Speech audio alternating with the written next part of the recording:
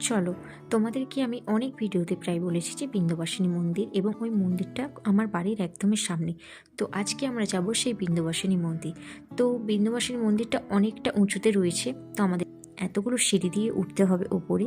ওপরে আসার পর এখানে জুতোগুলোর ব্যবস্থা করা আছে, তো সেখানে জুতোটা খুলে রেখে আমরা গেলাম। তো ফার্স্টে গিয়ে দেখলাম যে সামনেও হনুমানজির মন্দির, এবং এখানে সমস্ত রকমের দেবতা আছে। সামনে যেরকম হনুমানজির মন্দির আছে, ঠিক তার পাশে রয়েছে গণেশ মন্দির, মা সরস্বতী, সমস্ত রকম দেবতা আছে। আর এই যে এটাই হচ্ছে সব থেকে বড় মন্দির, মেন মন্দির হচ্ছে এইটাই। আর এই মায়ের নামই হচ্ছে বৃন্দাবাসিনী মা। আর এই যে সামনেটাই দেখছো, এখানে কিন্তু এই পায়রাগুলো সবসময় মন্দিরেই থাকে।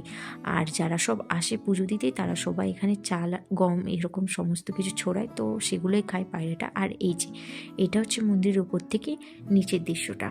আর এই মায়ের মন্দিরটা কিন্তু পুরোটা যে ঘেরা আছে, এটা কিন্তু পুরোটাই পিতল দিয়ে ঘেরা আছে।